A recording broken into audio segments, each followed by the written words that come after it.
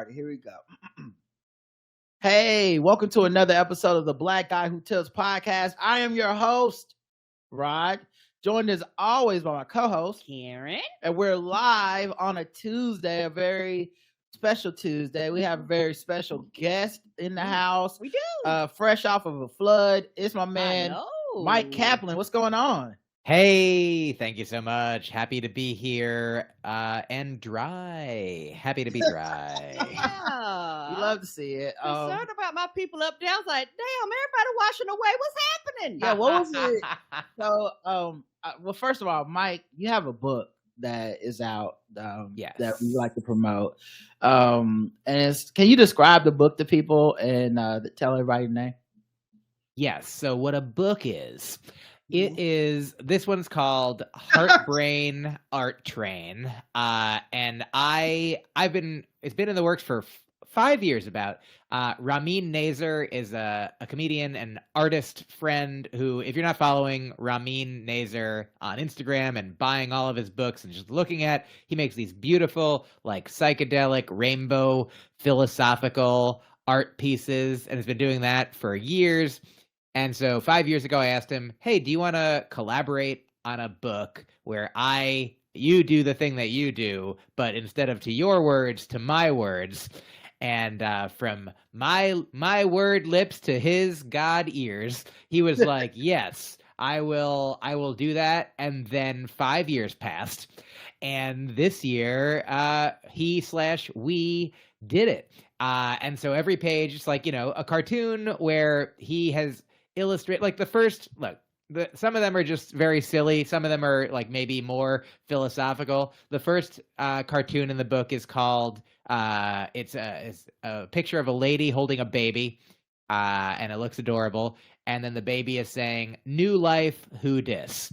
And so that's for example, like, and this is just me saying it, but then like look at his beautiful art, look at the things that he's made. It's at oh yeah, that's 100% it. That's the very one. Oh yeah. So that's the title. Right there, the two down from the title on the left is the very one that I just said out loud to you. That's the one. Look at that baby. It's winter. I like that her face looks a little worried. Oh, I mean, that's a precocious baby. She's like, I didn't know this was going to happen right away. But yeah, that's Ramin's webpage. Click on the bowling one if you want. Also, that's a fun one. So that's bowling alleys should have a hologram of Indiana Jones, tiny, running in front of every ball. And then there's a picture. I was like, I think that's a fun joke. And then I was like, and then he just made one of my favorite things he did in the book is he took one of like the silliest things. I mean, so many of them are so silly, but made this really profound thing out of it. I don't think it's one of these that on the page, but I'll tell you, it's the two kinds of whales. At least two kinds of whales include sperm whales and killer whales. So it's like love and war. And then he took that idea, which I think is very foolish, and he made a picture that's like a yin yang, where there's like one dark killer whale and one like pink sperm whale, and they're like intertwined in like a legit like yin yang shape. And it's so anyway, so there's like I think between 70 and 80 pages of that art in there. And so I love getting to work with Ramin. He did like the cover for my album No Kidding. He also did both of my podcast logos, and I don't know if it's here, but often my headshot is my avatar, and it's like half photo and half like rainbow psychedelic. And so yeah, he's amazing. I mean, check out listen to all of the Black Guy Who Tips podcast first, then listen to all of my podcasts, then listen to Ramin Nazer's podcast, which is called The Rainbow Brain Skull Hour. He makes music, he makes visual art, he makes really funny comedy. So I love that guy, and I'm so excited that these physical books exist that you can get at my live shows and also at raminnazer.com or at myqkaplan.com. It looks, the art style is so cool looking, and also it feels like a thing where you could even show it to your kids or read it to your kids. Mhm. And then as they grow older, they'll understand the references. You know, I feel like my dad did that with The Far Side. Like The Far Side is probably the first thing that I got like understood comedy from. And I used to go, it was bad. I was on that Far Side crack bad, man. I would go to like Goodwill and the thrift store and go straight to the book section and just see if they had any Far Side or Garfield. And it's like, and if they didn't, I would be so let down. But I was all over it. It's so funny because I mean, through the test of time, I feel like has been kind to the Far Side, and like Garfield is a different thing. Like I also grew up loving Garfield, and then only to find out in adulthood, everyone's like, but it's not good, right? It's it's bad. It's not funny, and I'm like, but is that even what it's about? Do you know the comedian Tony V? Tony V is one of the best comedians I've ever seen. He's been doing it since the 80s. He's in Boston. He was like one of the headliners in Boston who like he's just like so in the moment. Like there's so many wonderful Boston comedians who like you could see their act in the 80s and you could see like, you know, the Stephen Wright kind of model of like a perfectly formulated joke, a perfectly orchestrated symphony of comedy, like every note in its place. And like Tony could tell the same joke different ways every time. Like more, I feel like he was alternative comedy before there was a name for it, but also he's just like, you know, he's a guy probably in his 60s now and he's just a guy who does comedy and is just so funny. And he had this one bit about Garfield. I don't even know if it's a bit or just a thing that he said literally once, but it's because it's just so conversational and so like genuine.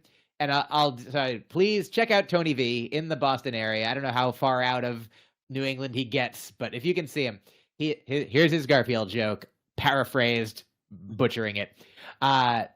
He's like, I wonder if Jim Davis, the guy who makes Garfield, I wonder if he's like if he's really proud of himself, like if he's like he really thinks that he's like an amazing, he's created this incredibly popular thing. I wonder if he's sitting there thinking like every day you're met with three blank panels, and every day you give him gold, you know. Or I wonder if he's like, yeah, man, I'll keep cashing the checks. Sure, he eats lasagna again. I don't care. Right? Yeah, it's Monday. He always hates Monday. He writes himself, you know. But but that stuff taught me, like in a weird way, it taught me like joke structure and comedy, especially like those 3-panel ones because it's, you know, set up and then your punchline, you know, payoff, and it like. And then Garfield was very much like joke structure, and then I feel like Far Side was absurdist, abstract thinking and stuff. And the art in this kind of reminds me of that, as far as like the legacy of like that, you know, that Gary Larson legacy of like you can enjoy this on multiple levels. There's a level where you're just a kid and you're like, haha, that's funny. You know, she's holding her baby. And then later, you know, there's like, man, wait, new life, who this? We actually don't know who the babies are going to be when they're born, what person they're going to turn into. And that's a journey every mother has to go on. And that starts there at that very moment. And so there's levels to it. And I like that. That's very thoughtful. I appreciate that analysis. Very kind of you. I'm like, hey man, I'm just giving him a baby. I don't even know. Who cares, man? But maybe the baby likes lasagna. I don't even care. But it's cool. Yeah, like I feel like the Muppets are the same way for me. Like I was real into the Muppets when I was a kid, and you know, as a kid, there's like a level where like they're dancing socks. That's all I need, you know. Or like in the Far Side, the cow is standing up looking at his watch. Like that doesn't even like.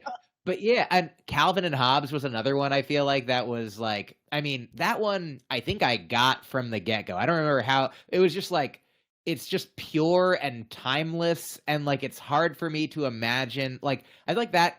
I don't know if I ever talked to you about this, but I have an idea that I think about every once in a while for like a life syllabus. Like if I were to have kids or if I were to teach like a class on like, if somebody's like, what do you recommend like in art in life? Like this is my life art syllabus class. I'm like, definitely the Muppets. I'm like Calvin and Hobbes. I'm like, those are the only two things that I'm like, people of, I feel like all ages, I actually don't even know if it's like across cultures. Like, but I assume Calvin and Hobbes have been like translated into other languages, and like it's so beautiful visually, and like it's.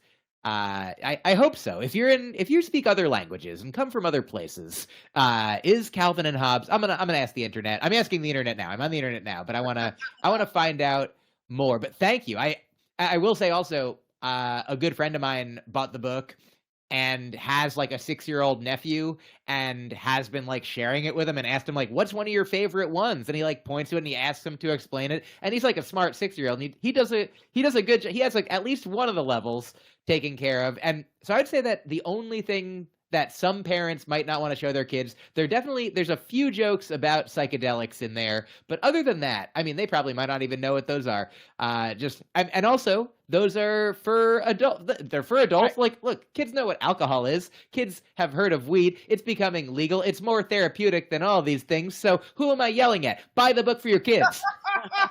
Also, like, I feel like when we were growing up with cartoons on TV and stuff, they constantly reference adult things that we would not get until later. Alcohol was a constant. Drugs, they make maybe like an allegory, like, oh, this week Tom gets into the catnip, and then it's like, oh, the catnip is making him act like he's very much on drugs, and pink elephants and hallucinogens and all this stuff. So I feel like kids get introduced to this stuff all the time, and I know those things are translated into other languages. So I feel like there's an international reach. I'm sure somewhere there's a Calvin E. Hobbes. Oh, yeah. Sometimes a thing that happens. Somebody mentioned Mad Magazine in the chat, and I feel like that's another great example of. Sometimes I would be reading. Like, I loved it when I had seen the movie that they were parodying, but sometimes I hadn't. And so I'm just like, I'm like learning about the movie from them making fun of it. And it reminds me, I don't know, maybe we've talked about this. Do you know Mike Lawrence, the comedian? Yes. Mike, he has a joke about his experience. I think it's him who like, he's like, I grew up, I saw Spaceballs before I saw Star Wars. So when I finally saw Star Wars, it was just like unfunny Spaceballs. I'm like, they're 100%. This is like, I feel like my experience that's kind of like that is, I remember when I was a kid in like second grade, 7 years old or something, somebody in class, like, we're telling jokes, and somebody says to me, do you want to hear a dirty joke? And I don't know what a dirty joke, I don't know what it means to be a dirty joke. Like, I'm a good little boy. Like, I truly didn't know. I remember being 10 and not knowing like what the word virgin meant, and like asking another 10-year-old, are you a virgin? And he was like, of course. And I'm like, well, this is good data for my investigation. And I remember, so at age 7, I don't know anything. It was like the level where if people said it, they were like, that's, you did you do your homework? I did it. You did it? Oh my God, you did it. And like, people are doing that, and maybe some of them knew what sex was, but I didn't. I was just like, oh, it's fun to say it. I get it. It's something. What is it? I don't know. It is, yes. Yeah. Knew it? Who dis? What it? It's like Pee Wee Herman's word of the day at that point. Yeah, 100%. And so there I was at age 7, and somebody said, do you want to hear a dirty joke? And I'm like, yeah, I like jokes. And then they just said, a pig fell in the mud. And I was like, okay. And so if you are a grown-up who knows that's a joke that's like kind of not for anyone. You know what I mean? Like, because as a kid, I didn't have all the information that I needed. And as an adult, you'd be like, that's stupid, I think, right? Do you think it's stupid? You're adults? Yeah. Pigs love mud. Like, I don't. Yeah. Pigs, they get you. If you fall in the mud, you get dirty. So that's a joke about being dirty. But for me, then I was like, well, I guess that is what it means for a joke to be a dirty joke. It means that it's a joke about a creature becoming dirty or being dirty. It physically covered in dirt. And I like, truly, I think I don't know how long it was until I learned that joke wasn't, that I didn't understand it and that it was stupid. But maybe not even yet to this day. I'm still working on it. It still kills. He tries to do it.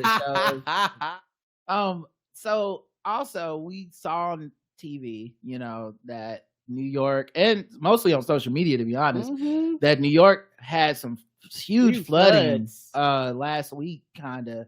So and then we had you scheduled, and you emailed to be like, hey, I don't know if I'm gonna make it or not. I hope I can make it. Let's play it by ear and all this stuff. And I was like, oh man, what happened with Myq? It must be pretty bad. So, and I know you already were talking about moving. Last time we talked to you, did Edinburgh, and you were gonna come back to New York. So like, what all happened? So great news is I didn't drown or get electrocuted so far. But yeah, so we last talked and the plan was, so we had to move at like June 1st. So from June, July, August, and most of September, we had no residence. Rini and I, we traveled most of that time, for a big part of it to the UK, around the States, stayed with my mom for a few days here and there, stayed with a few friends here and there. But then great news happened that Airbnb in New York City made it so that you can't just Airbnb a whole apartment anymore. Because of that, I feel like some people were just hogging the real estate, and like, richer people, landlords or whatever, they could get whole apartments and then just make tons of money, way more money Airbnb-ing. Airbnb like $300 a night. Right. For 30 nights, that could be not $9,000 on an apartment that would, maybe cost $2,000 or something.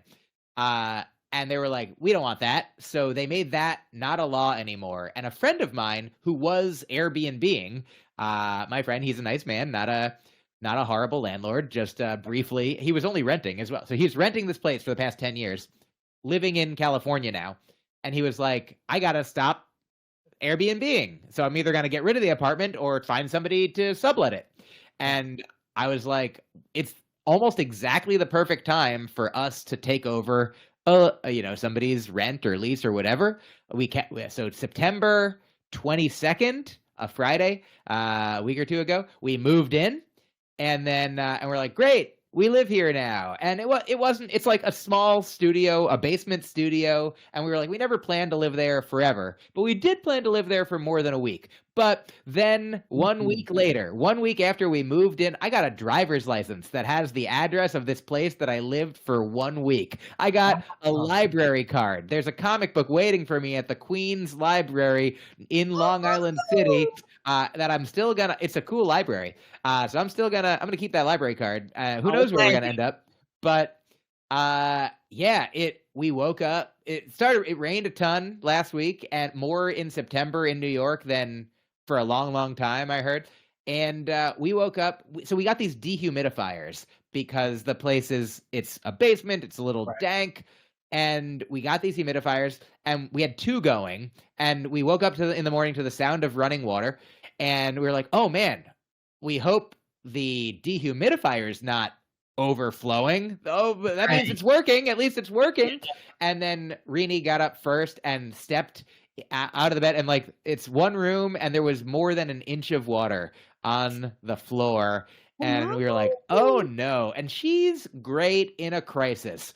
I was just like, oh no. I'm just in the fetal position, like, new life, who dis? And I'm a very precocious fetus, but like, she is her here is just a brief way that here's how she came into this world. Rini was an only child for all of her childhood, and her mom was a single mother for most of her childhood, and it was like them against the world. And like, her mom like seems very comfortable. The way I'll put it is, her mom's favorite TV show to watch for comfort is The Handmaid's Tale. Like, that's her jam. And so Rini like is not exactly like that, but in a crisis, she was like, "Ooh, okay, this is kind of exciting. I know we have to get our stuff off the ground. We have to make sure that no electronics. We have to get things like moving out of here into our car, into our storage unit, which also we couldn't get into because of flooding. Wow. Though our belongings in the storage unit were protected, except from a horrible smell from the carpet that we just finally got in today. Anyway, so we got out of we're basically from 9 a.m. when we woke up until like I think 5:30 or 6 p.m. like a full work day on Friday of like legit just lugging. Thankfully, not even all of our belongings. Some of them are still in storage, but just like a bunch. Just like got all of our stuff out of this place, and then right now, so I'm reporting to you live from our friend Toby's home, and she was like a person who is like nearby and has a room that we've stayed in before, and like it's not not a permanent situation, but she was like, come here. And so like the disparity between waking up in a place that was like a leaky submarine on Friday morning, and then kind of like the lap of luxury, a warm bed on Saturday morning. And then, so I didn't know, the reason I didn't know the exact schedule was I'm like, well, we still had to get more things that we didn't get everything out of there. We were trying to help save our buddy's stuff. He had a guitar there and a lot of books, some of which we sacrificed to Poseidon, but God of the sea, and then Neptune in Roman, and has a big fork, the guy, big giant fork. You're very hungry. You never see him eating, but so between Saturday, Sunday, Monday, and today, we got all our stuff out, I think, in the past couple days, and then today we went to go see an apartment to hopefully today is the first day that of the rest of our lives. Like we woke up and we got out of here and we found a parking spot at this place that I think I got I hope I didn't waste all of my luck on parking spots today, because I got like 3 good parking spots in New York City. But also we just went to see a place. Well, that could also be karma balancing out from the horrible luck of having the flood. So it's like, oh, let's give them 3 parking spots to make up for everything he's gone through. Right. And that's a pretty big deal in New York. Yeah, that is a big deal in New York. Absolutely. Though I hope I hope you're right. I hope it's going to be like continually reverberating and like being a positive feedback amplification loop, and not like, in, I don't know, Street Fighter versus X-Men or something, where like you store up, enough energy for a big move, but then if you like whiff it, you're like, oh, you used it on a parking spot. Man, you should have saved that. For getting that apartment. But good news, the apartment comes with a massive fee, so maybe it's balancing out. But yeah, so we got it all done today. Like everything is, for now, it's been a really good practice in like, people are like, in just like the temporary nature of, reality, and everything is temporary.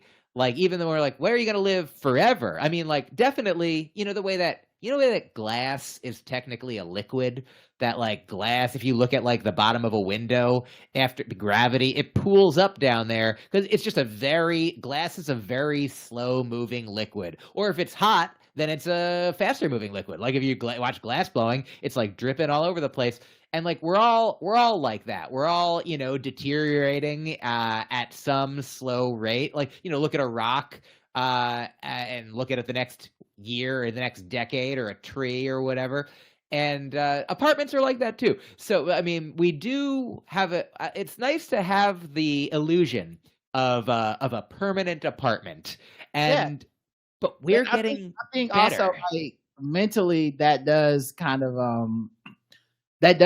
like square the box or whatever, because it's like, I have to get out of this temporary place into another temporary place that feels like a permanent place mentally, that is actually still really actually a temporary place, but it does make you feel better to be like, I expect to wake up tomorrow in this temporary place again. And it kind of puts your mind kind of at ease. Also, I feel like as a couple, that's when you learn a lot about stuff, is when, you know, things are happening. Now, not that it's not that you don't learn anything when everything's going well, but like in a panic, in a pinch, in a crisis, it's just like a muscle. You never know if you're gonna have to flex it. And sometimes you don't really know how people handle stuff until it's there. And then you're like, oh boy, you have a very different style of conflict resolution or whatever.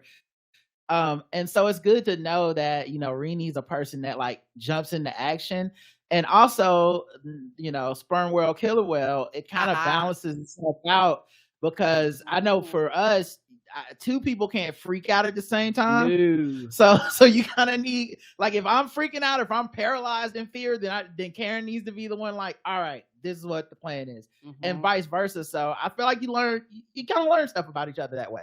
Oh yeah, you know, I don't know if we've ever talked about my love for, or our love for, Paul Reiser, the comedian. But he is one of my favorites. He was literally, I believe, in my memory, the first comedian whose special I ever saw when I was like 13. I think it came out in 1991. It's called like 3.5 Blocks from Home, something like that. He like lived in New York and he filmed his special 3.5 blocks from his home.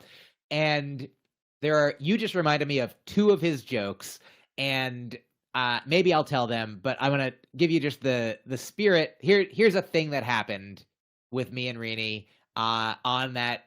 Actually, I don't remember which day it was. Maybe it was the next day when we were moving some of our stuff. We were filling my car, and so kind of like, here, number one, like, she's great in a crisis and I have a car. Like, she's like, I know everything that we have to do, and I'm like, I can drive us. You know what I mean? Like, I'm literally like the getaway driver, and she is the master strategist of the entire heist. She's like, here's what we're gonna do. She's like, I need if she could drive, she wouldn't need me. But so look, I'm gonna teach her, but I'm gonna learn some skills too. But she operates very well in space, and I operate very well in time. But here's the thing. We had this foam for under our mattress, or on top of our mattress, like a foam for our bed. It's like a really nice foam that we were getting, and it like, you know, curls up and gets squishy, but it looks big, like fits. So we tried to put it across the whole back seat of the car, and it fit, but I couldn't see out the rear view. So I was like, oh no, what are we gonna do? And she's like, what if we just put it like, and she just points to a different configuration. She's like, down at my feet in the passenger seat, and it goes up, and it'll just be over here. And I'm like, I can't. You ever see those illusions where it's like, how much water fits in the big, tall, skinny glass? What about the short, fat one? And you're like, oh, they're the same, but it looks like one's bigger. And she gets it in there, and I'm like, what? And I was just like, I don't know. And she's like, why don't, instead of us saying, I don't know, why don't we try the thing that and I was like, yeah, I'm like, yeah, we can try it, but if everything's perfect, you were like, why would I? Why would I? And so,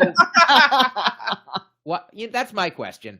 And okay, I'll tell you what, one of the Paul Reiser jokes is basically, you did it, is like, you know, it goes on an extended bit about like one of them misunderstanding each other between him and his wife. And like, then one of them talks the other one down out of their tree, and he's like, that's all you need. You just need one of you to be, down out of the tree so that you can talk them down from their tree, and you're doing that not of any like, so it's goodness of your heart, but more just so that, you know, you're going to be up in that tree, and you need them down on the ground so that they can help you out of your tree when you're up there again. Yeah. Yes. So true. Yes. It's not the same, but, one time when it behind the toilet, the thing broke, and like water started flooding in here. And it's hilarious because in my head, all I heard was the Benny Hinn music. Because it was like we were both trying to figure out what was happening. Everybody was calm, but everybody was kind of doing their own thing. Like, he was like, how do I turn the water off? And I was like, how do I get the water off the floor? You know, type of thing. So we're both kind of moving kind of at the same time, really fast pace. And we had to call the maintenance people to let them know it's like a water emergency, because if we can't turn it off, like, it's just gonna flood everything. And so I'm on the phone with the people or whatever. Or did I tell you to call? I can't. One of us is on the phone. It must have been me. I think I was on the phone, because Karen was just like, her brain was racing, and she's like, asking me questions to ask the people on the phone that I'm gonna ask, but I'm gonna hold, and all this type of stuff. And it was like, I think at some point I was like, all right, here's the thing: you panic about the floor, I'll panic about the water. You know, like you panic in this room, I'm gonna go panic by the water thing to see if I can figure a way to turn it off. And together we ended up getting the water off the floor and getting the water turned off so it wouldn't just keep going. But yeah, I feel like that's what partnership is. And not that you ever wish trouble on any relationship, but sometimes you're like, man, you kind of need a little test. You know, like that's the byproduct of it. That is good. A good thing is like to get that little test to be like, all right, you know what, we will be all right if some real shit happens. Yeah, you know, we adulted this weekend. That's an adult thing to have to do. It really was, because it was just like water that would not stop. I was like, well, okay. I'm saying even like Myq and the flood and him and Renee, that's like a very adult thing. Like when you're a kid, that's the thing you call your parents about. But when it is. When you're an adult, you're like, fuck, I'm the parents. Oh God, I'm the adult. Yeah, man, I have 5 things I want to say. One is about Stephen Sondheim. One is about Renee's friend that we're staying with. I'll start with those. But one is about you and your relationship. One is about Nas and Mos Def. Okay, so Stephen Sondheim in Into the Woods has a line where basically there's a giant on the loose, and somebody's like, "Should we tell someone?" And the other person's like, "Who could we tell?" Like, there's no authority. That's like light. That's such a encapsulated, like, who's the grown up? You know what I mean? Like, oh no, no one. Two, it's so nice. Like this crisis, that it was such a cool. I mean, now it's great that we're past that part of it, and we're into. Our memories are so short. Things are so temporary that, like, on Friday, it was like exhausting and like ridiculous. And we're like, oh my God, we don't even know. All we can do is what we're doing right here. Escape this flood, save our thing, whatever we can. Oh my God.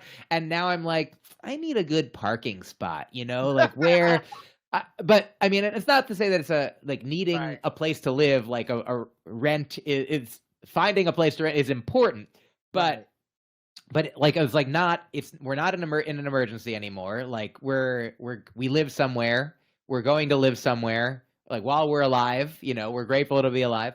And so the thing for you guys, so we get over here, and I think I was on the phone with Renee while she was with her friend, and we got off the phone, and Renee told me her friend was like, it's hard. You guys are so nice to each other, even like during this. Like, she's like, I don't know if I would be able to be like, I'd be losing it, you know? And we're like, oh man, it's so grateful. Like, I mean, I'm so lucky. Man, I can't imagine if I were my partner, if it were me and me, I'd be like, oh God, I'd be like both of us being like, ooh, I'm just going to lay down on the floor in the water. I don't know. I'm going to try to float out of here. I'm going to make Jesus walked on water. Can I do what that guy did? Anyway, the beautiful thing about your relationship is that moments ago, I mean, you're obviously you fit so well together. You've been together so long. You work together. You have fun together. Like, it's everybody knows that. But in this everybody knows it. But in this moment right here, I don't know how long am I talking now? Several hours. So just several hours ago, at 5:32, you were saying. You were on the phone with him, or I was on the phone. You forgot which one of your memory was about. You're like people talk about you're like, yeah, it was one, like, it's us, you know what I mean? We were on the phone. That's a beautiful thing. And then the other thing, I've been checking my email once in a while just to see if we've gotten the apartment that I applied for earlier today, and I sent a guy on this day in 2010. A friend of mine messaged me, and I just sent him a message about it. And so I got an email from him. I told him that on this day in 2010, he wrote to me on Facebook and said, "You are between Mos Def and Nas on my iPod. You've made it." And that was the year my first album came out. So I sent that to him, and he wrote back, "Ha! Now you're between Mos Def and NWA." So still moving up the list. Okay. Still working out. you think of Myq Kaplan. Okay, that's what I think of. That's cool that you were able to do it. How high did the water get in that apartment, and what happens after? Because I don't know the way it works, but for your friend whose apartment that is, like, what happens after that? Do you have to sell it? Is it got to get redone somehow? Yeah, so great question, and generally great news for both of us because he doesn't own the apartment. He's renting it. He was subletting it to us.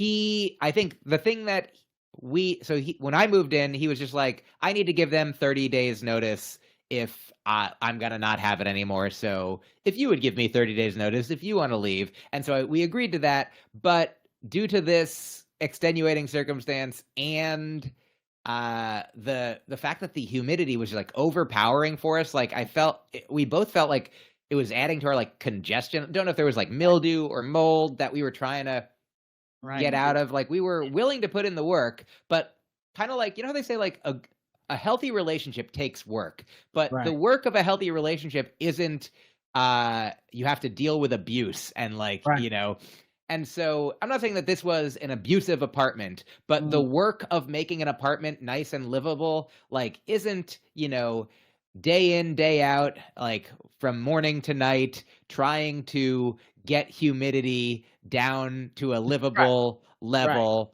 And like, that's not my friend's fault. Like, it's been a wet month and summer and who knows, like he hasn't been to the apartment in some years as well. But so they did send cleaners. Like the way that the water was getting in was like under the door. Like it was a basement. So it was a sort of door to the outside.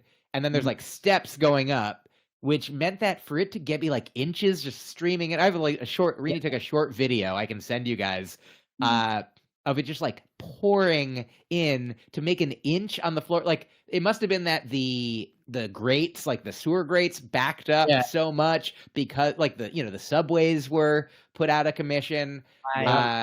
So we were like, we want to leave as soon as possible. And like, look, we lived here for a week. We made a deal with you. Like we haven't fully, he's, negotiating with the people who own it to figure out what his, responsibility is or what the deal is. And like, we don't want to leave him high and dry. Hey, everyone. But like, high and dry kind of gets a bad rap. After this past weekend, I'm like, I wouldn't mind being left high and dry. But so yeah, he gets out of his lease, or maybe it's not even a lease anymore. We move on and we deliver his guitar to him sometime in the future. But so I don't know what they sent in cleaning crew like right away. Like, it stopped pouring through. They like vacuumed out the water. They definitely like the floor. It's happened like twice before in the past 10 years, like when there was a hurricane, I think. So like one time when my friend was living there, so he knows how it sucks. That's good. But I mean, they probably got to put in new floor. Also just in the closet, there's like, you could open up. It's not supposed to be able to be open, but there's like a ledge that you could like pull open, and it's just like the sewer in it. Wow. So yeah, that wasn't our favorite part of. Only in New York, you gotta love it. The city that never sleeps. And city that has apartments with sewers in the closet. That's why it never sleeps, because you're like, can we get some? Is there going to be an alligator? Yeah. You can't sleep in the humidity, but that's, you take a bite out of Big Apple, the city of dreams. And, where else can you do stand up, that as often as you do, take the good with the bad. And also like New York I remember being in an apartment that had, cause nothing up there, not nothing, but nowhere I stayed had AC, like central AC, like we have here in North Carolina. Old buildings. And there was one that had a radiator in it that just hissed in the middle of the night. And I need cold I like cold. I don't mind it being cold. That was like the least problem of New York. Everybody's like, you go up there, you're gonna be cold. I was like, finally, some fucking cold. Let's go. But I would tell, like, I was tweeting about it on Twitter, like, hey, what the fuck? Like it's hot in here. It's like, 50 degrees outside, but I'm sweating sitting on the couch. And they're like, oh yeah, you just open up the windows. And I was like doing deep dive Googles and Wikipedia stuff. And you find out that like back in the day, they like, because of disease and stuff, they made it so that they expected you to build your apartment or wherever you lived and just have the windows open. Like that was just a thing. You just always have them open. You're not, it's gonna get too hot, but it's like cheaper to heat the whole building that way. But then you open up a window, and even though it's 3 degrees outside, that fucking window somehow will balance out the 90 degrees coming out the radiator. And they're correct, but also New York, that's the city of dreams. Oh yeah. Back in cave person times, back in the time of Adam and Eve, they just used an air conditioner like God intended. Of course. But when I lived in Boston, I lived in a basement in a brownstone, and if I remember correctly, like the house was on like one heating, measure. So it was either going to be livable in the basement and boiling hot on the top floor, or livable in the top floor and legit. I had like shampoo and conditioner freeze. Oh no! How, Sway? Yeah. You know how glass can be a liquid, but you didn't know how shampoo can be a solid. No, I did not. So it's like a bar of soap, so you just, you can still use it, but was the shampoo Head and Shoulders? Ha! God. Oh man, but I mean, that's New York, I feel like everyone is a little bit like gotta be head on the swivel, be ready to be on the move. You were just in Edinburgh though. How long were you there, and how was that experience this year? Thank you. It was I'll just to spoil the ending. It was great. And that's it. Long story short. So we were there. We went to England first and did a lot of shows. I drove for the first time on the left side of the road. I won't say the wrong side, but I will say it'd be better if they did it on the right side. And I know that was an adjustment. It really was. I did it. I went real slow and was happy when I was on like a divided highway, for a long time, to be like, we're all over here. We're all doing this. Just think left. Only like once or twice did I like make a turn and then be like, oh, I gotta do the other one. That didn't go the right way. Yep. Sorry guys. Oh, over here. That's right. Yep. Everything's fine. No, don't worry about it. Cheerio. Okay. Did you use a navigation like app like that tells you like make a left on this street, or I was using like my Google Maps on my phone, and it would like I look at it, and also like it would sometimes be like, yeah, they had a lot of roundabouts there. I don't know if that's, or like some people like traffic circles or rotaries or what have you. We got them. So many, like way more than overpasses. You know what I mean? Like for overpasses, it's way like there's so many roundabouts. But yeah, and so it was nice to just like be like, okay, you go this way. Follow the path that it's on your little screen, and that'll be helpful. But yeah, Rini was a good guide to be like, you're very close over here. And I'm like, oh, but I thought, yeah, I don't want to. Yep, you're right. Absolutely. It's not. Yep. Why did I? Why would I? So we drove. I did a couple different like festivals while I was there, probably like maybe 7 shows in England in like the week and a half before. Wait, do you have to get a license to drive there, or like how's that work? You can, I think if you need a special like international license if you come from a place that doesn't use the same alphabet. So if you can read the same letters on a street sign, then I did not need to get like an American driver's license was acceptable. Okay, like that to makes rent a sense. car and yeah. Yes, you can stop in the yield and all that stuff versus somebody who goes, wait a minute. Well, what does it also, say? the other thing I wanted to note before you go on is that a roundabout can be a pathway or a destination or a location. You know, like, oh yeah, it's roundabout that tree. Yeah. Roundabout the X, you know, where the X on. Anyway, you can continue the story. I just couldn't help. I enjoy your dialect. Also, real quick, a thing from Twitter news yesterday, briefly. Do you follow a guy named Vinny Thomas? Yeah, I love Vinny. He's so funny. Yeah. Did you see Vinny's tweet about Jimmy Carter the other day? Oh no, what did he say? There was like a picture. It was 99th birthday of Jimmy Carter, and there was a photo. Somebody was like, "Happy 99th birthday, Jimmy Carter," in like young, like in, I don't know, like a Marine uniform, like in a military uniform. And if you look at this, that was by Vote Vets on October 1st. And Vinny quote tweeted it and said, "Scarlett Johansson looking ass." And he does look like Scarlett Johansson. And the reason I saw it is that later Vinny did a joke apology, maybe a sincere apology, for everybody misunderstanding the vernacular, thinking that he was calling the beloved president an ass. Yeah, that Scarlett Johansson looking ass guy roundabout over there. You know what I mean?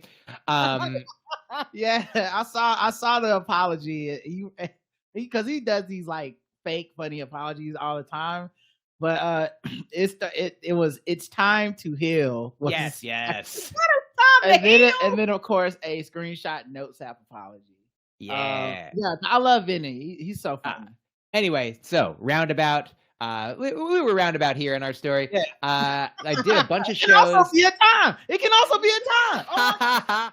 Oh yeah, you know, there's a lot of prepositions that work for time and space, because time space is, I mean, the language knows. Like, here's a classic joke that takes advantage of this.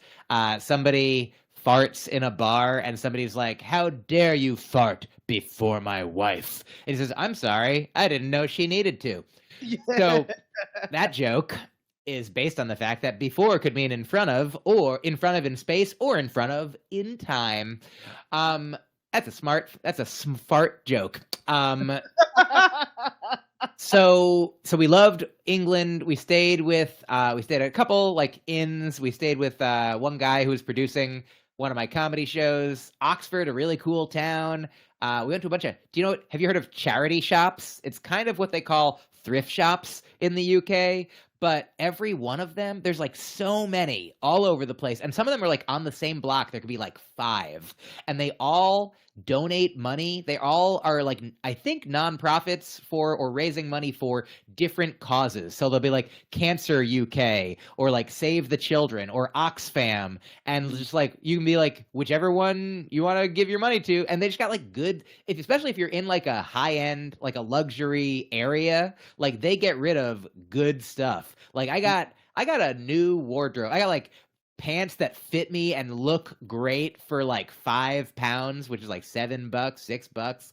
And anyway, but you're not asking about what kind of pants I got. Like a good sale, so that's fine. So we loved, and there was also, the whole United Kingdom is really good with marking allergens in food. So like everywhere doesn't have vegan stuff or gluten-free stuff. Like Renee's allergic to gluten. We're both vegan, but like every menu, they mark off things. They're like, this has gluten, this has soy, this has celery, this is this has mustard in it, in case that's one of our top 14 allergens here.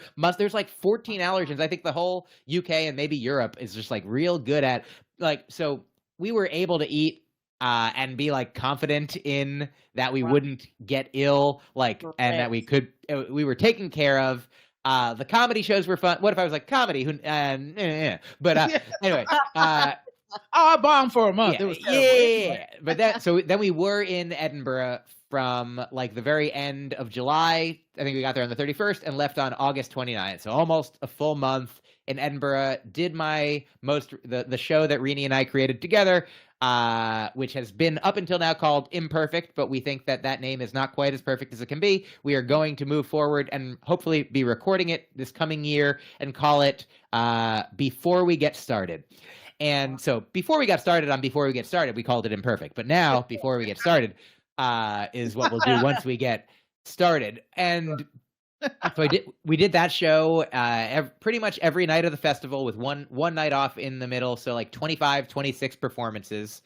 And I did probably, I probably performed like a few other sets a week, sometimes a few a day, sometimes like there were literally shows starting at maybe 10 or 11 in the morning and going, every hour and a half in almost every venue through to like some of them midnight, 1, 2, 3, 4 in the morning, like thousands of shows every day, and at least somewhere between 2,000 and 3,000, I think, officially.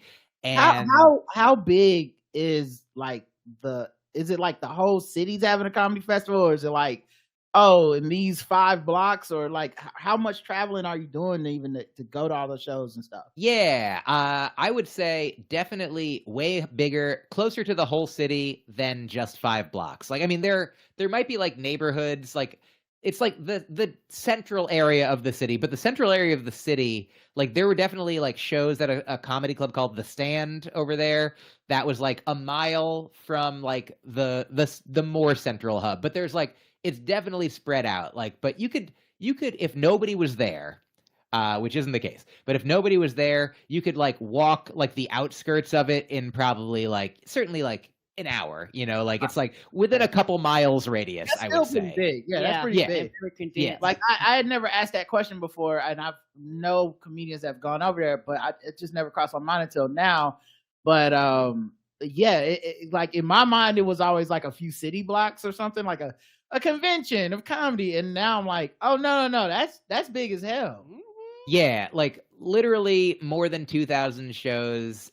So, picture 2,000. I mean, I guess that's not 2,000 venues, but that could be, it's probably hundreds and hundreds of venues for sure. Like everything becomes a venue. They turn the whole college. There's like a University of Edinburgh, probably. I don't know. But my venue was in it in like in a biology classroom, but it was like built like stadium seating kind of like, where like like I was on the stage, but then they went like up to the back, and it's like 100 seats, and like every room that could be have a performance had a performance, and just like from. Do you think that's something we'd ever see here in the United States, like something that big and dedicated to comedy for that long?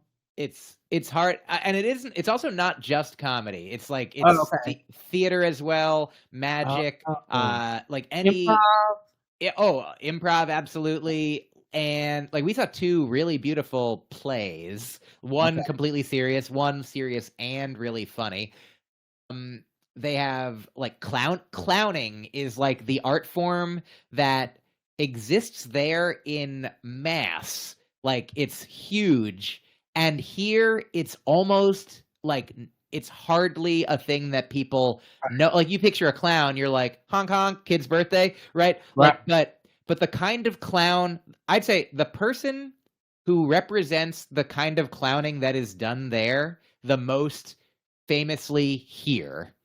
And in fact, this person who I'm about to name studied with this clown Philip Gallier, I believe, who taught some of like the clowns over there as well. And it's Sacha Baron Cohen. I would say Sacha Baron Cohen is the kind of like the thing that he does is Ali G. The thing that he does is Borat. Like that is clowning. That is a performance art. That is like there. I could send you guys. I have a friend named Grayson Morris who is like works as a clown, like creates as a clown in the States, and she sent me like I think one of her teachers like rules for clowning, and like some of them are good for stand-up as well, but like some of them are like take bold risks. Like if you're not failing, you're not taking enough risks, and when you fail, apologize sincerely because you're there to serve the audience. And like it's this really, so I saw 60 shows when I was there out of the several thousand, and at least 3 of them that I saw were specifically clowns. One of them I can show, like I can send you a link, because do you guys know a guy named Viggo Venn? No. Viggo Venn is, I believe, Norwegian, and he won Britain's Got Talent this year. And there is a 15-minute video that is a compilation of all of his performances on Britain's Got Talent, from his initial audition to his winning. Spoiler alert. And it's pure joy. It is I'll send you a link. You can just, Google it, look it up on YouTube. But it's 15 minutes. It's like 3 different. Ooh, it's 3. I was trying to find it, and then it just started auto playing. Yeah, don't watch it right now. Listen to me. I mean, it's so I saw him do a version of it live. I saw him do an hour live, and then I shared. Rini wasn't there, but I shared with her this 15-minute clip that we've shared it with when we go visit people. We're like, let's watch it. It's just, you can watch it over. I mean, you don't have to watch it at all, but you can watch it once, and then I feel like you'll fall in love. It's just so funny, especially how much Simon Cowell does not like it to begin with. And by the end, there is like a redemptive arc for Simon Cowell in this clown's work. I'll tell you one other clown. There's a New York Times article written about this woman, Julia Masley. I don't know if I'm pronouncing that right. She's partners with Viggo Venn. She is, I think, Estonian. And her show, I'll tell you a couple things from her show, because I can only imagine it's different every night. But she comes out dressed in there's kind of a creepy vibe. Like, she kind of like walks the line between like, joy and like horror at times. Like, if somebody does something or says something that she disagrees with, or she'll be like, no, but if somebody does something like, she's like, yay, and they like somebody in the back is playing music that like exemplifies like the joy or the horror. And so she comes out and she has a microphone that's attached to a mannequin's leg. Not important, but there are reasons. But so she holds that microphone to an audience member and she says to them, problem? And then it is the audience members' role to respond with a problem that they have. And like, her show was at like 1:30 in the morning. So frequently at the show that I was at, somebody was like, I'm tired. And she's like, oh, come here. She goes to a door on the stage, pulls out a blanket and a pillow. She's like, lie down on the stage, sleep as much as you want, come anytime. And somebody else, she's like, problem? And they're like, I don't have any money. I don't have enough money. And she's like, oh. And she gestures to the audience. She's like, ask them for money. And she's like, can I have some money? And people start giving her change. And she's like, and the clown is like, and what is your banking information? Like, over there, they don't have Venmo, but like the equivalent, which is like, what is your Venmo? I will tweet your Venmo. If everyone Venmos you £1, then you will have 100 pounds. That'll be good. That's good. And then here's 2 more. One, a guy was like, my problem is I have a crush on a girl. I don't know if she likes me. And she's like, is she here? He's like, no. He's like, does anyone here look like her? And he's like, she kind of does. And she's like, here, talk to her. What would you say if you were not scared? And then they have like a meaningful, poignant conversation in the moment. And like, he gets her phone number. And then the last one I'll tell you, a woman, she's like, problem? And she's like, my dog is 14 years old. And I think I'm sad that he's going to die soon. And she's like, oh, I'm so sorry. Does anyone here look like your dog? And she's like, that guy kind of does. And she's like, what would you say to your dog if you were here? And then she like earnestly, like, that's the thing about clowning, is like, it's the perfect like combination of like the absurd with like this really sincere like honesty. And it's like, it was beautiful. It's like everyone should like, it's just like, not even, I don't know where people can go to see it other than, like they get, they might get jobs as actors, they might get, but in Europe, it seems like it's more, and in the UK, it's more prevalent. Yeah, in America, I think the only clown shows we have are the Republican National Debate. That's a different type of clown. different type of clowning going on here. But it is a clowning. I know this might sound silly, but do they get like degrees and things in this clowning? Yes, because it does sound like something that if you have people that teach it with such deep roots, like it's a clown school or clowning school. So there's this guy, Philip Gallier, is the teacher for a lot of these clowns, like including Sacha Baron Cohen. And I think that's right. Philip, he's a French clown and pedagogue. He looks fun. And there's like a couple articles about him. Oh, the New York Times wrote an article about him last year called The Dumbledore of Clowning. And The Guardian wrote a piece called Inside Philip Gallier's Clown School. And he's like very, like in a funny way, like dismissive of stand-up, even though some of the people coming to him maybe are stand-ups to begin with. But it's just like, it's slightly different. It's slightly more. Anyways, that was just like some of the most resonant, memorable experiences I had were seeing those shows. There's another guy named Josh Glantz, I think, Glanc. But doing my show also, doing our show was great. And also a good learning experience that some cultural differences, like there's one piece in the show where I like say that I'm bad at accents and do an Australian accent so badly that it comes out not as an Australian accent, but as a completely different accent. And in America, it's very clear that that's what I'm doing. But there, an Australian man came up to me once after, look, for you, this is part of the show. I'll give you a brief snippet. Please laugh at the show when you see the show in full, when it exists. But I'm like, so I'm not very good with accents. So here's what this Australian woman said. She's like, hey, I'm Australian over here. Forget about it. You know, you talking to me, I'm talking Australian, okay? Mamma mia. Now that's a spicy Australian. Okay, so that that's terrible.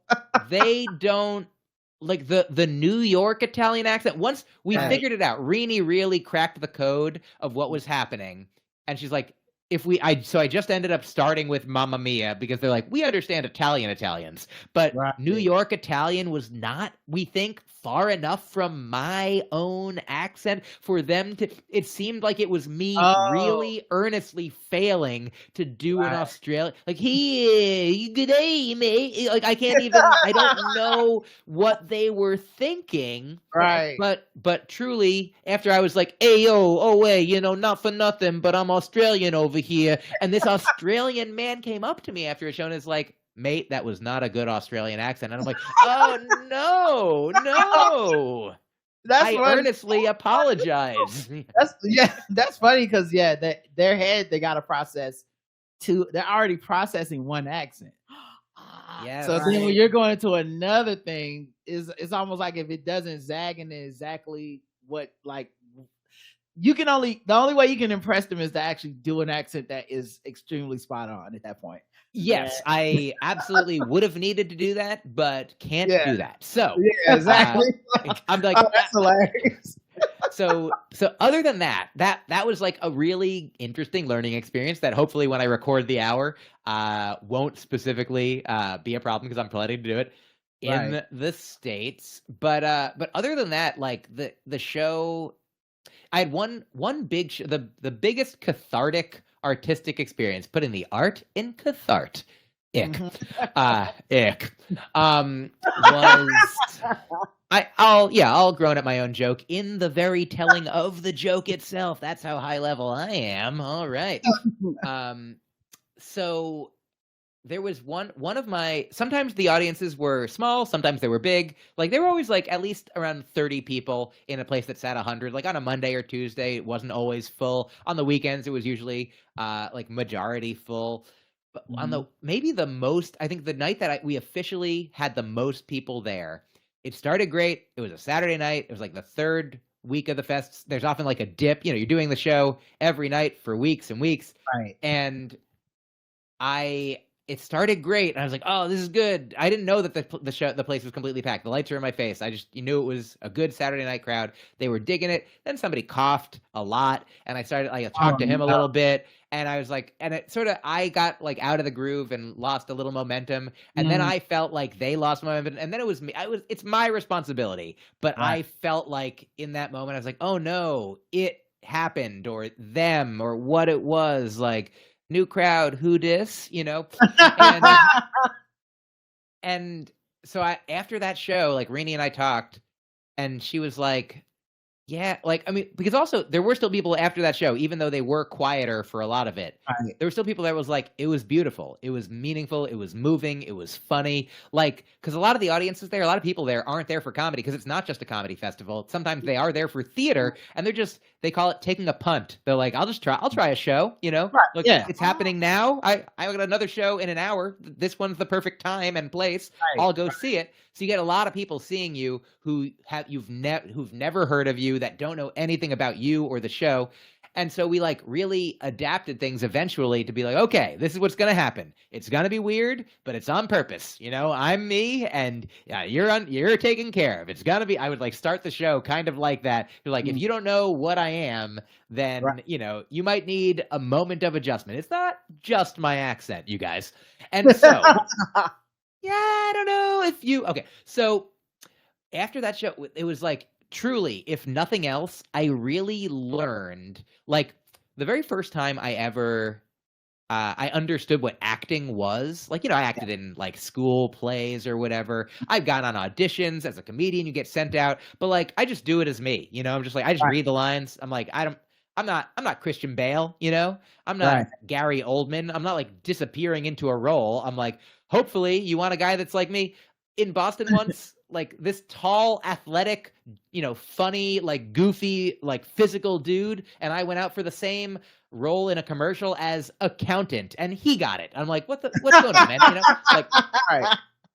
And so, Lewis Black once famously wrote a pilot and didn't get cast as himself in it. But, so that's me. Ooh, that's my Lewis Black impression. Pretty angry. So when I went out for like a sitcom pilot, and I really thought it was funny, and so I like hired an acting coach, and like I've talked to other people since who are like friends who take acting lessons and act seriously.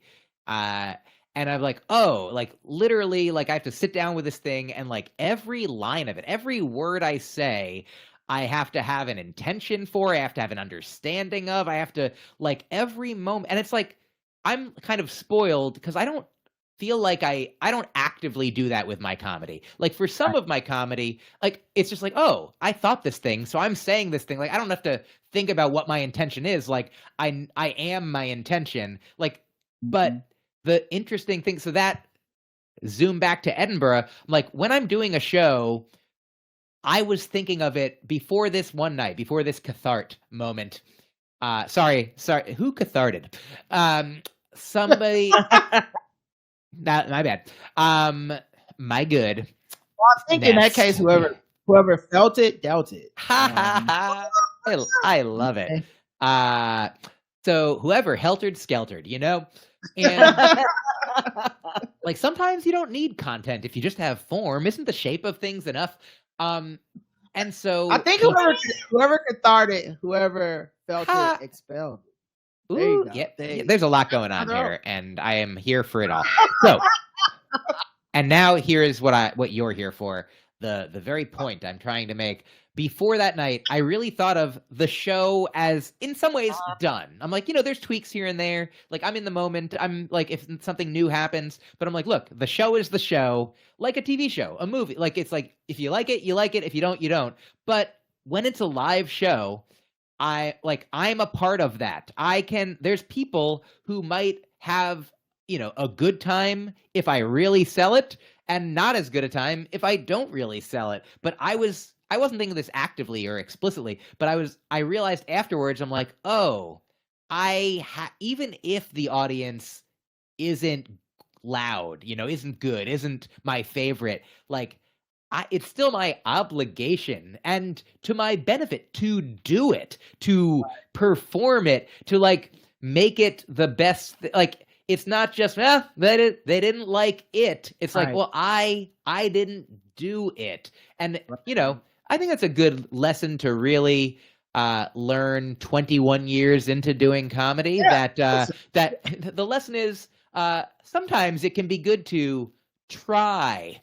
Yes. And yes, you are part of the you're part of the equation. Yes, and it makes a big difference. And even me and Roger talked about that when we do our live shows. We when we put it out there, if people come, if it's 500 people, 1,000 people, or 5 people, we're gonna put on a show always, it's a packed house, just for the simple fact that you want the people that came to know that you actually care about the craft or whatever you're presenting to them. Also, though, you can learn a lot from that, because you can learn that yourself as an instrument.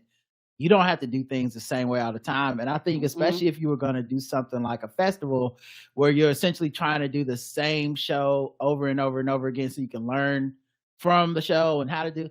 But I think that's that awakening, or that other level of something where you're like, wait, if I play the note this way, it gets this response. And then you start playing with it more. It becomes, to me, doing it over and over again, in a lot of people's brains, I think they would think perfection is doing the same thing every time the same way. That's the true professional, right? The person that the note is always the same length, it's always the same da. But when we saw Beyonce this year, you could see she was like, oh, I'm changing something tonight, just to show y'all I can, and people share different clips on different stops, and they have completely different experiences when it comes to oh, she sang it this way. I went to 2 different other shows and she did it differently. And I think, that especially with Myq being 50% robot, I can see that being an epiphany at this age. Yeah, I think we all, the point that we've all gleaned from that is, yes, I am like Beyonce. Yeah. And the Beyonce of comedy is what when you say Myq Kaplan. Yeah. Beyonce on my on the list. I love it. Truly, everything that you said, absolutely. And also, for the final week, so that was I had 1 week left after that cathartic experience, and I did every single show. I sold the goddamn fuck out of it. You know what I mean? I loved it. Because I was there's a thing that George Carlin said once. I believe, I remember hearing it quoted. He said, he says to the audience, "You're here for me. I'm here for me. No one's here for you." And that's hilarious. And it's great. And it's funny as a joke. And it's also not my experience fully. But I am here for me and I'm here for you. But I have to, in order to be here for you, I have to be here for me. I have to do it as me, for me, my version of FUBU. I have to AMFM, AMFM, yeah. And it was, I had so much fun doing the show. Rini and I were just in the Strand bookstore yesterday or the day before, and she likes acting books. She is a student of the concept of acting, and she's I don't think she is not a professional actor. I'm not a professional actor. She is, I think, in some ways more of a natural or nurtured actor than I. She has put time and effort and thought and work into it. And there was a book where it had I forget if it was her book that she was looking at. One of these acting books was whatever role you're playing, be excited about it. Be I get to play the traumatized whoever, or I get, even if it's a sad role, oh man, that excitement, I get to, and I get to be me. I get to play the role of the guy who wrote this stuff and thought these things and has these ideas and wants to communicate them. And the lights are hot, and I would sweat through my shirt so much every night, a t-shirt with a button-down shirt over it. And I have this Oura ring. I don't know if we've talked about it. Tracks my sleep and tracks my activity during the day. If I go for a walk, it's oh, was that some moderate exercise? When it tells me that podcasts are aerobic exercise for me. This will be a workout. Oh, you didn't workout. You've been listen, you're working it out right now. Yes, you are. I would it would be like a moderate workout. Every time I did the show for an hour, I would burn, I don't know, 400 calories or something. Mm-hmm. And it was so valuable to like be like, of course, stupid. Like I know there are ways that, like, one time a couple of years ago I was doing a show and I was like, they loved all the other comedians. I'm the headliner. Why isn't it? I was like, they didn't like my first riffs, and right. I felt like I got in my head, and like afterwards, I was like, yeah, I don't know why the audience. I guess they like people in Kansas City more than they like me. But Rini was like, you kind of like turned away from half the audience and like kind of like went into yourself as the people you weren't facing. Like they kind of were like, oh, is this not even she had this. It's really helpful to have somebody outside of yourself who knows you and loves you and can also offer. Have we ever talked about the concept of there's the if you want advice, the cheerleader, the coach, or the silent comfort? So like I would ask for Rini to, after the show, cheerleader. The next day, if she had ideas, coach, and then sometimes it's for like, if somebody's like coming to you with, oh my God, I'm going through this really horrible thing. Like, it could be really helpful to be like, oh, do you want me to offer ideas like as a coach? Do you want me to just be like, everything's going to be good, like be a cheerleader? Or do you want me to like literally just receive it and say nothing? And those are like three very valuable modalities of helping. And you might want one at one point and one at another. Yes. Another version of it is, would you rather be helped, hugged, or heard? And so, yeah, it's nice to have this loving partner. Oh, I'm sorry. Please go on. No. I was going to say, I also would like to talk about the news real quick. Oh, you'd like to be heard on that? Okay, fair enough. Yeah. All right. I'm going to play a transition song because this is what we know to put commercial breaks.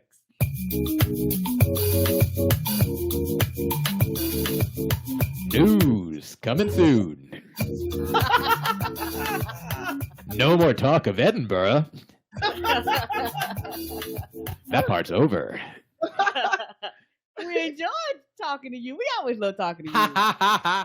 Someone did such an amazing job at making like Halloween decorations that people called the fire department because they thought their house was on fire. Oh, I got to see this. Yeah. So this is the still shots up here.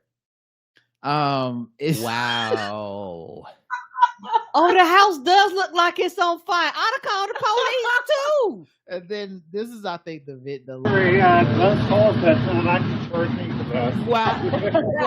Why would you? So they got like the moving stuff that actually weighs like flames.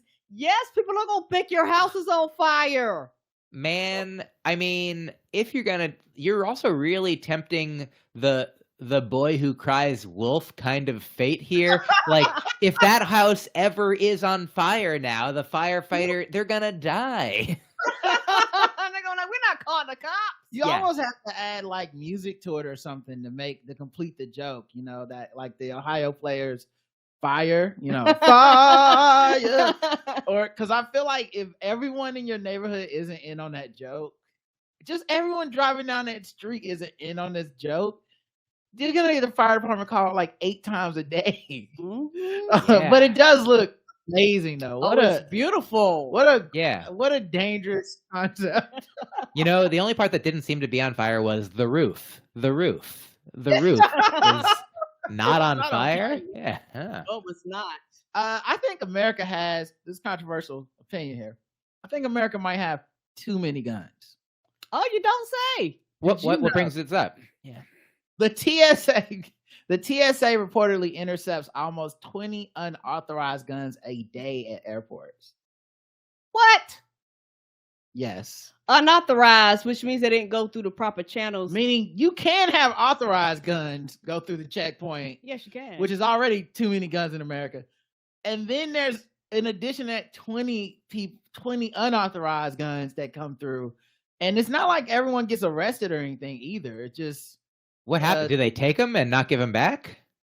I believe, they take them and they just don't give them back. Melt them and stuff. Then good. Then do that more, everyone. Just we need 20 a day. Get TSA in every school. Let's get them the grocery store. That's the answer. Oh my God. That's 140 a week. I wonder. Yeah, they said. Real quick, they said they found over 5,000 guns last year, and they found over 5,000 guns at airport security, which is a significant increase from... Wait, how's that an increase? Oh, I see what they're saying. The year's not over. They've already found 5,000 guns.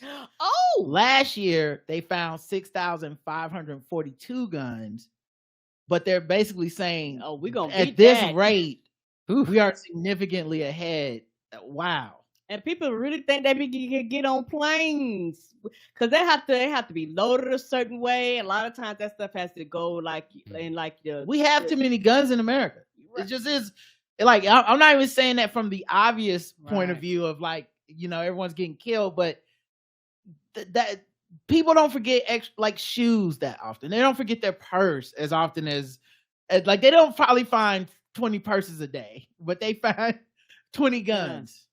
Yeah. I mean, also I think you're still allowed to take a purse on a plane, but other than that, yeah. So they probably find a few. Two things. One, good news. Even if it was only 5,000 for the whole year, I think that means that then all the guns will have been found in just a short 600 million years. I don't know if I did the math right, but I think if it's 5,000 a year, that means 500,000 in 10 years. So it's 1 million every 20 years. And there's about 300 million guns. So 20. I'm so sorry. It's 6 billion years, not 600 million. Oh, okay, so close. But you know what? All we have to do is get every gun owner a flight somewhere, and some of them will have to give some really big frequent flyer miles because they're gonna need. Some of them have a lot of guns, but we just keep flying them places and then confiscating their guns. And what I was saying was not that the TSA sees more guns than purses. I'm saying I feel like less than 20 people every day lose their purse in the airport. 20 people unintentionally lose their guns every day that we know. And that's the ones TSA catches. Right. There's probably a ton that they're just fuck it, man. 37 guns a day. Just take it. I don't care. Oh, yeah. But, Think Pretty Smart in the comments says, to be fair, sometimes you're so used to carrying it, you forget it's on you. And that's what happened. I was wondering if some people might be they're probably not going to get them all. Because I feel like there's studies that show that they don't get them all. They either miss, I forget if it's 1 in 4 or 3 in 4, but it's it's a large, they can't, they get bleary eyed. They're just looking all day and not finding. And that is why I say too many guns, because how many guns do you have to forget you have a gun? The whole point of everyone who talks about having guns is always this 100% mindfulness that every gun owner is supposed to possess. I'm extremely safe. It's locked up. My kid will never get to it.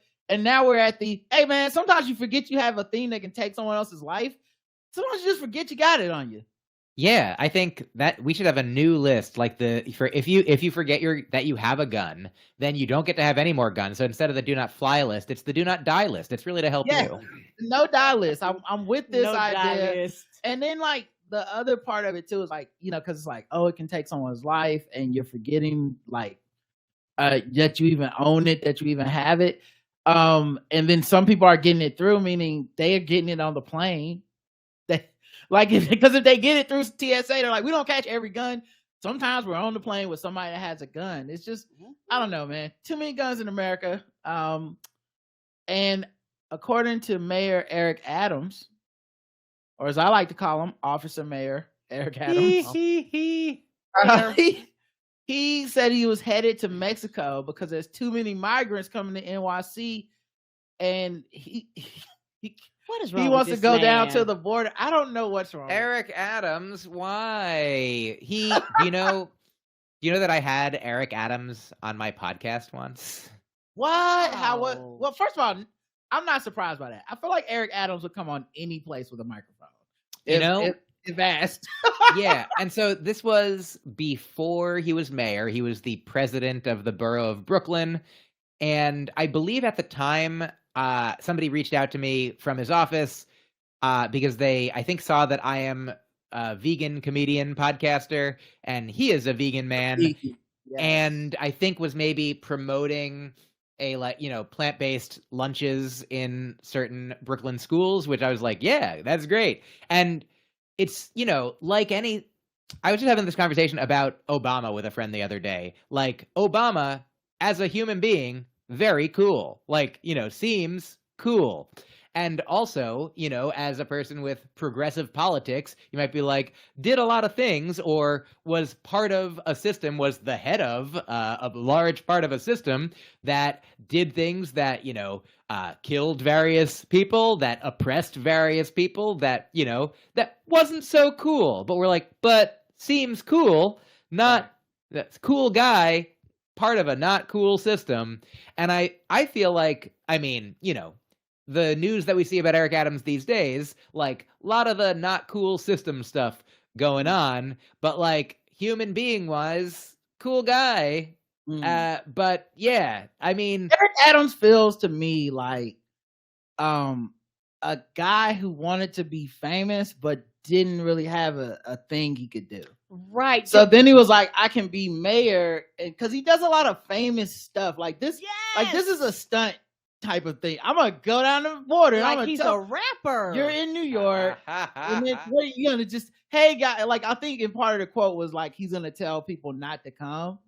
Like it's not too good in America. You should turn around. It's like that feels like a wrestling stunt. Like it doesn't feel like a mayor. It's more trying to pass a policy. It just feels like turn the cameras on. Watch this. It's more to that than meets the eye. We have diplomats and people whose whole job is to relay this message from the president. Like, this is not your job. You're wasting taxpayers' money for a free trip to Mexico. I do not understand. You're in New York City. Pay for your own trips to Mexico. Yeah, he's he's like such a entertainer kind of wanna be an entertainer guy. Like, go to the club, mayor. Go, because he had to do photo ops and stuff. Hang out with rappers, mayor. Like it's just like. He seems like he wants to be a celebrity to me. Mm-hmm. Well, politicians, it's such a weird thing because when you're not, most of the coolest, best, and probably like most of the wisest people like don't run for office, don't want to run for office, like begrudgingly will, lead or offer guidance, be like, okay, you twisted my arm, like this is what I would do. And it's, it should be on a basis of like, other people get to volunteer you, be like everyone else votes for, if you want to run, you can't do it. But it just has to all be like everybody nominates like, I think this person would actually do a good job because they're like, well, I have no idea how to do it. But so it is, I feel like now I saw Seinfeld at Gotham like maybe 4 or 5 years ago, and he was doing a bit about the presidency and just like, I think Trump was president at the time, and he wasn't like making it about Trump specifically, but he was like, I feel like anyone who said like, I don't want to be in charge of everything, like anyone who's like, oh, you on the job where you're in charge of everything? And if you're like, yeah, that sounds like me, like, That's funny because like I think there have been like two types of people: the people that are like too smart or whatever to be like, I want to be president, just because it's like it's a thankless job. We're never gonna have a president that isn't responsible for everything America is on a global scale. Right. So you like, who would want to be the person who's responsible? Because at that point you have to be such a pragmatist that you're like, if you're a good person, you're just being pragmatic. You're like, Okay, do the thing that kills 12 people, but not the one that kills 50 people. Like that. That's what it's gonna look like for most people, right? And so then you have the guy who's like, I don't want to do it because I don't know how to do it, right? Yes. That person. And then you have the person that's like, I know how to do it. I just don't want to do it because y'all would fucking hate me. Right. I feel like Donald Trump was the first person that was both of those. He was, I don't know how to do it, and I want to do it. You know what I mean? Like it wasn't. You see, you either need to be I don't want to do it because I don't know how, or I don't want to do it because the responsibility is so. He was the first motherfucker that's like, I do want to do it, and you should vote for me because I don't know how to do it. Yeah, he's like, yeah, you don't know how to do it, and I'm like you. Yeah, exactly. You know what the problem is? People that know how to run a government. But speaking of running the government, in breaking news that just happened right before the show. Oh no, what happened? Senator Kevin McCarthy is no longer the leader, or not senator, but congressman. He's no longer the leader of the House. That was. I have a lot of words about that. I'm sorry, Myq. Yes, because the thing is, that man wanted that job so bad. They said that he actually stands out and like shake hands and all that stuff. Like he loves that goddamn job. Like that is his motherfucking jam, is that job. That's why he took them fucked up conditions for that job, because anybody else would have told them to kiss their ass. I don't want this job. He wanted that job.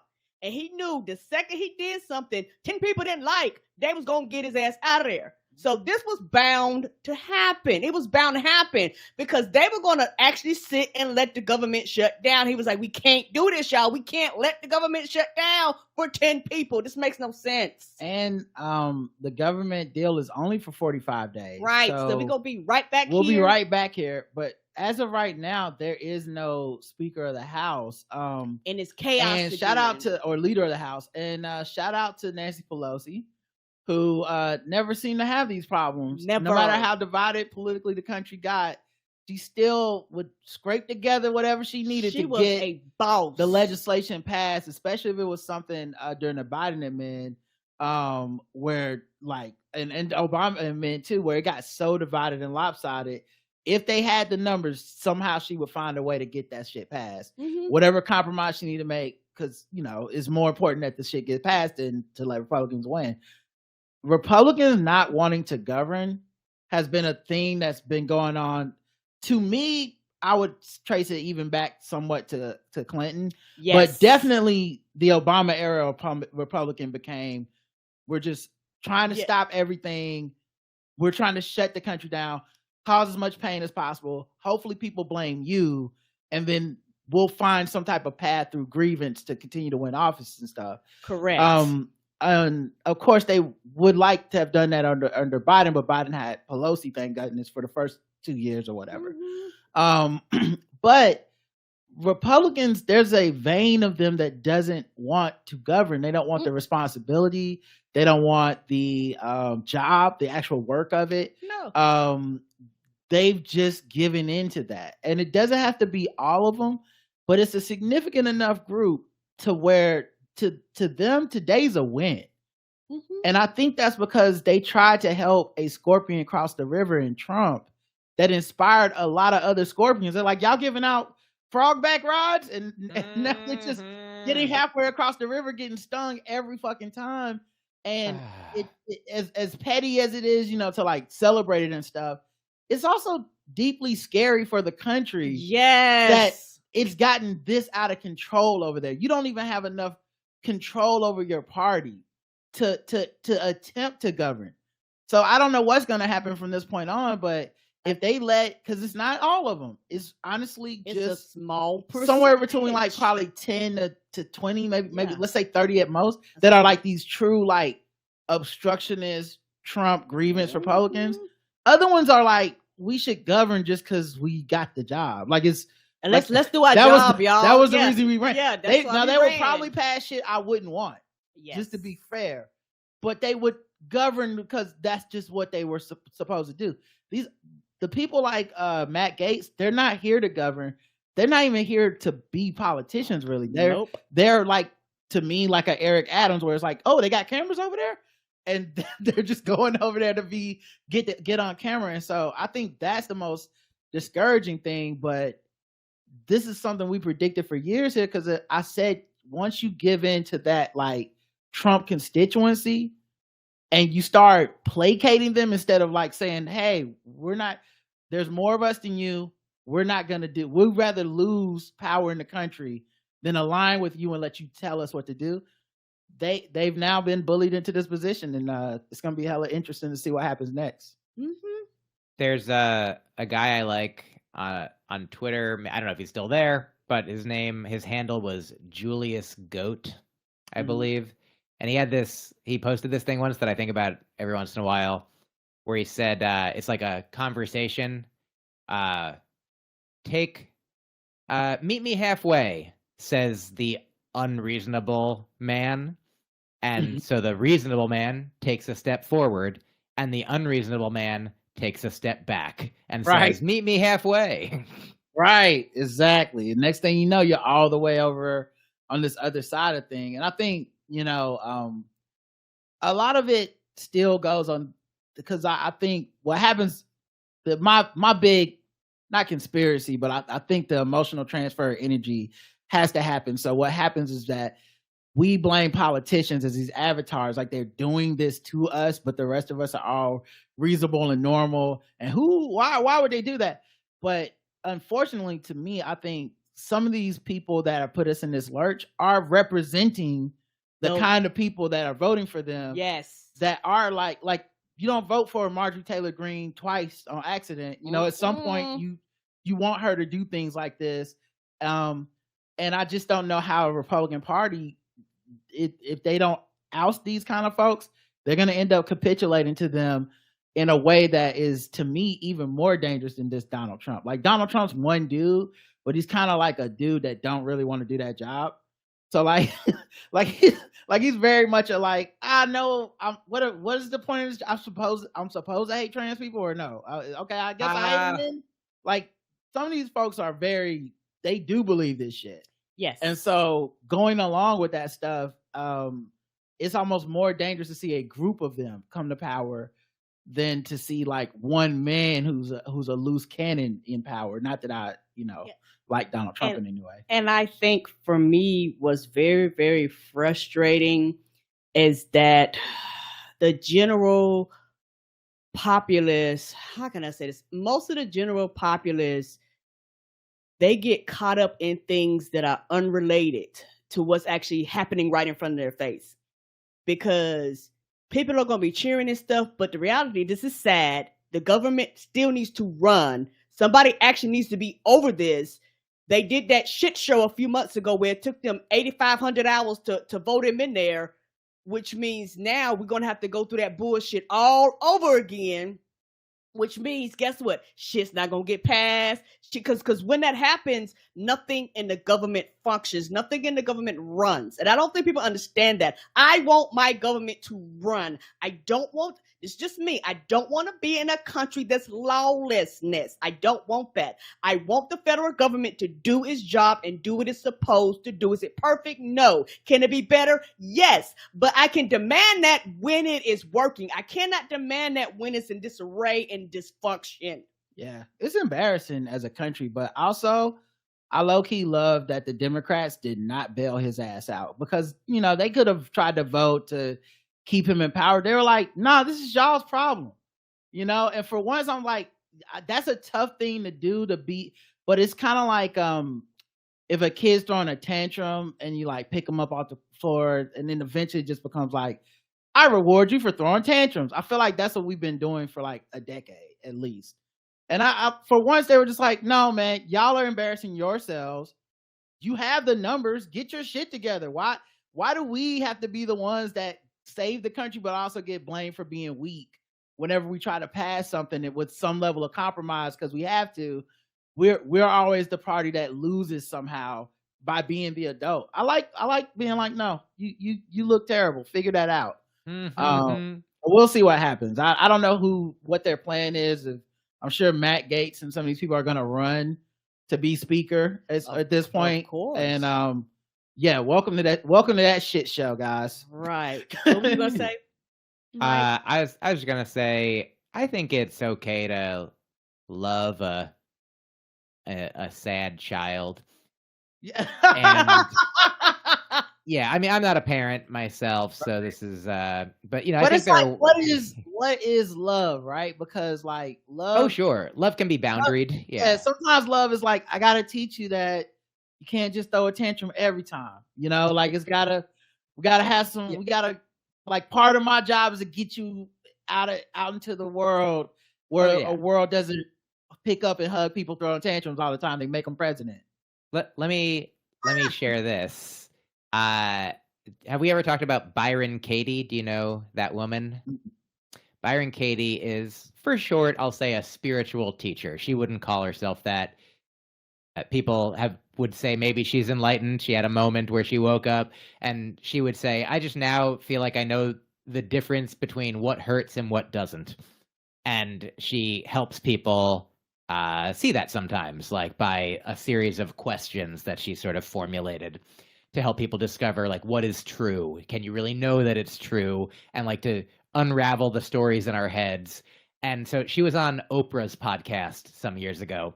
And Oprah is like, how do I do this? And the question that Oprah asks is like, let's say a family member comes to me, like maybe a distant family member, and is like, can I have $100,000? And I don't want to give them $100,000, but I feel bad because like I could, but I don't want to open I forget the exact context, but that's something like that. And Byron Katie's like, okay, let's role play. And she's like, I'll be you, Oprah, and you ask me for $100,000. It's like, can I have $100,000? Like, oh no, but it wouldn't cost you. I mean, it's hardly anything to you, and it would really help me out. It would help me. Oh, I hear that. That is real. That sounds, yeah. I bet I really any other way that I can support you, I'll do my best. But and I don't remember exactly what she said, but it was just like the loving no, you know what I mean? Like that doesn't like accede, doesn't give in to the tantrum that might be being thrown. And so, you know, I guess that's what I'm saying. We have to be like further Republicans, like, oh, no, I won't vote for you, Kevin McCarthy. Like I do. Yeah. It's like, yeah, you were probably better than what might be about to happen, but yeah, you can't have my money. Yeah, fix your shit. And it's especially difficult when I think for Democrats, even on our side, we blame them sometimes for things that I think can be a bit unfair. But it's like when I had a job at Wendy's. There was a guy who never fucking showed up on time and just did whatever he wanted to. It was a shitty employee. And I showed up on time every day because I'm a fucking professional and I can pay. If I'm sweeping floors, I want to sweep floors the best I can, right? So I show up every day, and then they would get an attitude with me. And then eventually they start asking me to do stuff this other person was supposed to be doing. Oh, and yeah, when I quit, I was like, man, fuck this job. They never appreciated me. But part of the reason that so much was demanded of me was because I was the one who showed up. Right. And I feel like that's what America's done to Democrats for like a long time at this point. It's like, well, y'all keep showing up to work, do everything. And they're like, but this one guy is not even here. He won't even just like help do a little bit so I can do most of it. And I feel like this was it could come back to bite them because people kind of sometimes can just be unfair to them no matter what they do. But I this feels like representation to me to go, no, not that's enough. You guys go be adults and fucking come back and do your job. Like, stop making me close when I told you I have to go be at school at 8 a.m. just because Lamont was like, I'm not coming to work. And if I do come to work, I'm leaving when I feel like it. Hey, y'all need to fix that shit. You know? I agree with both of you all the time on every issue. Even when you disagree with each other, I agree with you both.